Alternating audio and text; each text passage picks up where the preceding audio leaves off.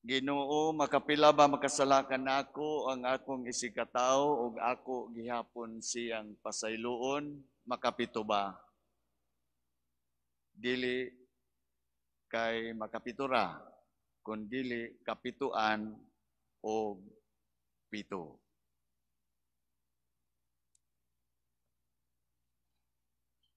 Mangutana ko ninyo, unsa mang salaa batok kaninyo nagihimo sa inyong isikataw nga lisod ninyong pasayloon.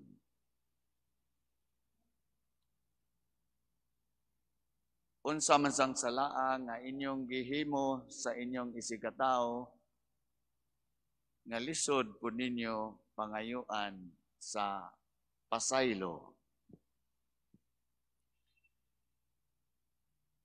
Mga igsuon, dili ko kahibalo ko nakasinati ba mo niini, usa sa atubangon sa tao o iyang himuon o buhaton nga lisod kaayo mao kining pagpasaylo. Gani kun dunay tao nga nasad-an unya gipangayuan nagpasaylo sa nakasala niya, unya dili siya magpasaylo, usahay mo ingon pag nang nakasala, mura magdi ka Kristiyano.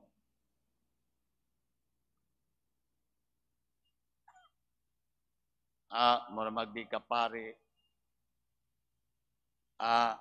Mura magdi ka obispo. Pero nagdumili paghihapon sa pagpasaylo,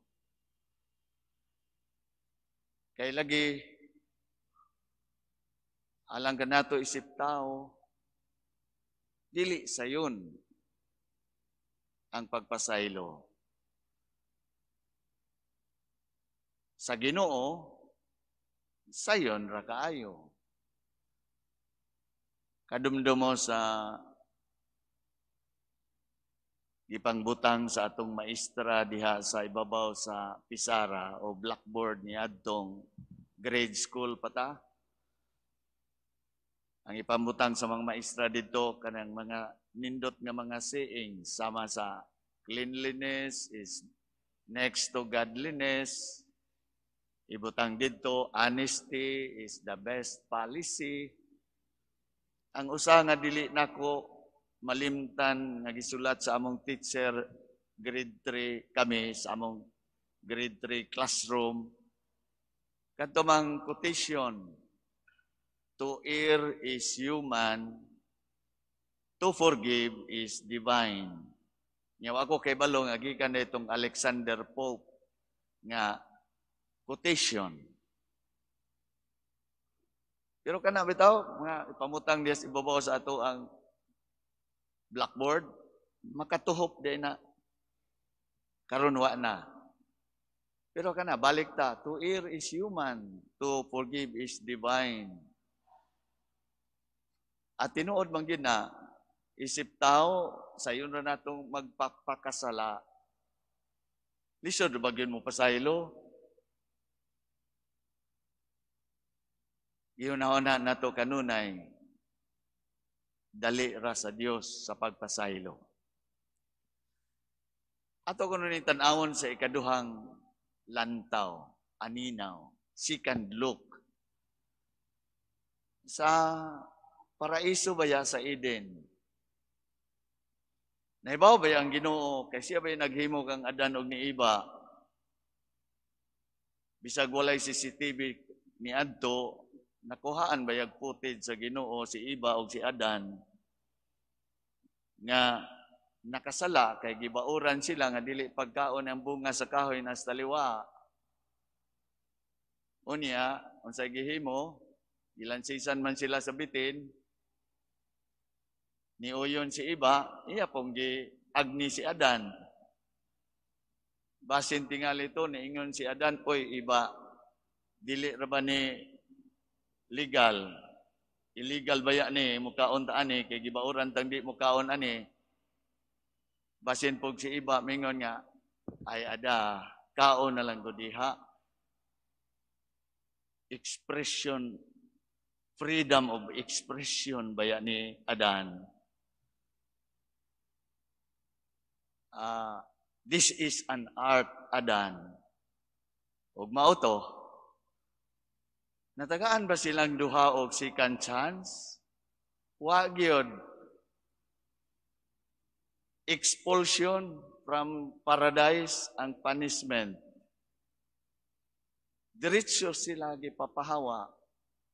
Mura og ang Ginoo nagbutang didto, Adan, iba, persona non grata kadinhes paraiso. Wa matagaig second chance. Kung ato pong tan-awon, pag-ayo, wa manggupod sila nangayog pasaylo. Gawas-gawa nangayog pasaylo, wa mampod ni angkon sa ilang kasalanan. Isin na magtinudtod, si iba manggod, ingon po ni iba, si bitin manggod. Walay pag-angkon o walay pagpangayog pasaylo. Na ay matagsala, na ay punishment. Ang tuyo sa punishment, dili gyud nga nindot ng musilot, kundi nga dili na nila utruhon o dili na nila himuon pa. Mao na. Mao day pod sa atoa isip tao kung dili ma-fulfill ng demand of justice. Kay matagsala nato batok sa katao, dunay damage. Dunay kinahanglang i-repair, dunay kinahanglang iuli, ipasig-uli. Mao nga kung dili ma-meet ang demands of justice, kinalisuran. Di ba? Kung naay patyon demand, justice for, yun ana. Kay doon naman siya katungod, mabuhi, niya gipatay man siya. So mauna, ang pagpasaylo, kung humana ang demands of justice, kinahanglan pasaylo. Tinuod lisod. Pero kung ato ning himuon, mahimot ang tinuod ng mga anak sa Dios. Kay ang Dios naluoy ug mapasayloon man. Mao gani na nga diri sa pagtapos sa ebanghelyo, mao ning awhag. Kung dili ta mo pasaylo, dili po ta mapasaylo. Kay gihimo mang requirement sa Ginoo nga pasayloon ra ta kung maantigo po ta mo pasaylo. Tataw kay ni sa first reading, di ba? Atong nadungog ganina. Tanawa ra gud.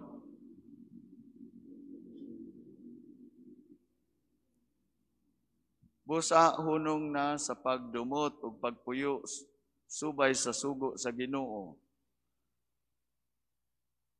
Huna-hunaa, moabot ang adlaw, mamatay ikaw. Ug ang imong lawas madunot. Ikaw mismo usa ka makasasala, kung dili ikaw mo pasaylo sa laing tao, wala ikaw katungod sa pag-ampo nga ang Ginoo mo pasaylo sa imong mga sala. Mao nga ang pulong sa atong Ginoo sa pagtapos na, ingon niya.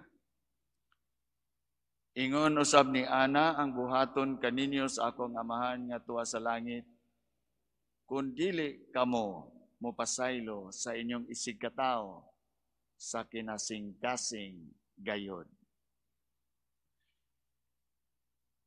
Ang atong kanhi Santo Papa, John Paul II, Santos naman siya karon.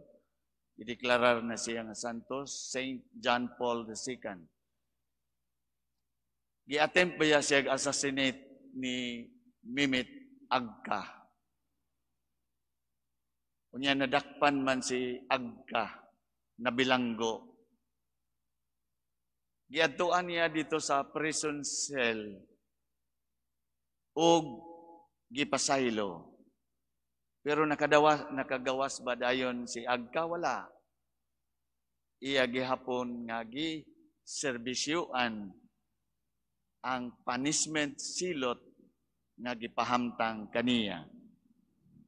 Pero gipasaylo na siya sa Santo Papa.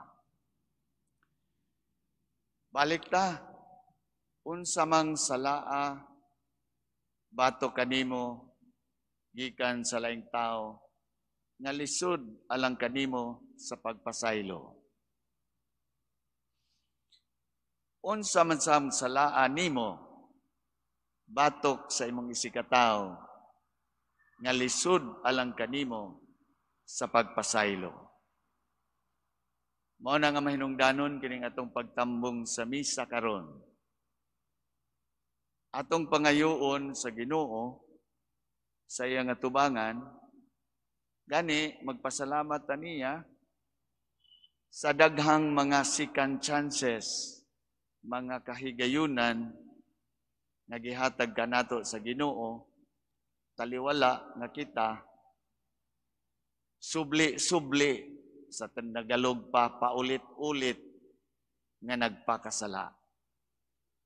Og paulit-ulit pasubli-subli pong nangayo sa pasaylo. Salamat sa Ginoo ni anang mga second chances, kahigayunan. Pasalamat po ta sa Ginoo sa iyang dakong gugma o kaluoy. Kaya nasayod siya nga kita, tao lamang. Dali makasala. Mangayo tagtabang sa Ginoo nga ipabati ang maong kaluoy ug pasaylo nga atong nabati sa Ginoo nga ato usab nga ipabati sa atong isig katao. Isig ka makasasala.